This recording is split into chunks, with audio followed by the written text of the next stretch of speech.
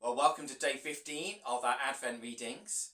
Today, Monday the 15th of December, we've got a reading from Micah chapter 5 verse 2 and then from Matthew chapter 2 verses 3 to 6. So first, Micah chapter 5 verse 2. But you, Bethlehem Ephrathah, though you are small among the clans of Judah, out of you will come for me one who will be ruler over Israel, whose origins are from of old, from ancient times. And then Matthew chapter 2, verses 3 to 6. When King Herod heard this, he was disturbed, and all Jerusalem with him. When he had called together all the people's chief priests and teachers of the law, he asked them where the Christ was to be born. In Bethlehem in Judea, they replied, for this is what the prophet has written. But you, Bethlehem, in the land of Judah, are by no means least among the rulers of Judah. For out of you will come a ruler, who will be the shepherd of my people Israel. Micah is prophesying at a time when things are hard for God's people in Israel and Judah.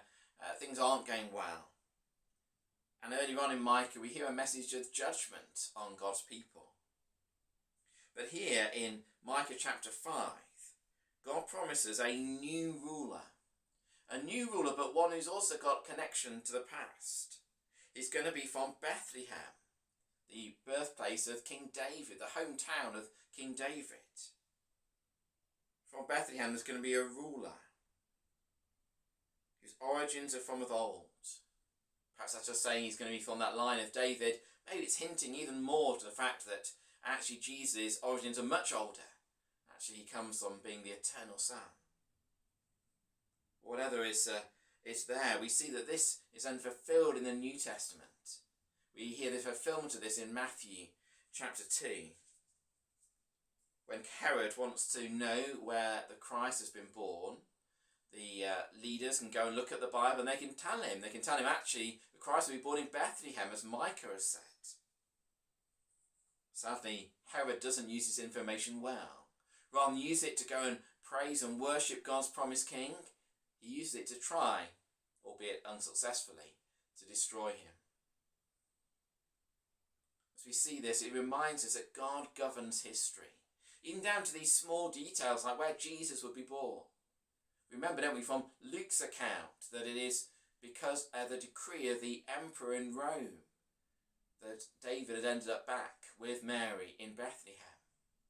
God is in charge of and controls even like the emperors, the pagan emperors, and all the details and all these things in history to ensure that his purposes happen exactly as he wants.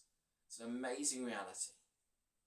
We can praise the God who rules history and brings the king from Bethlehem.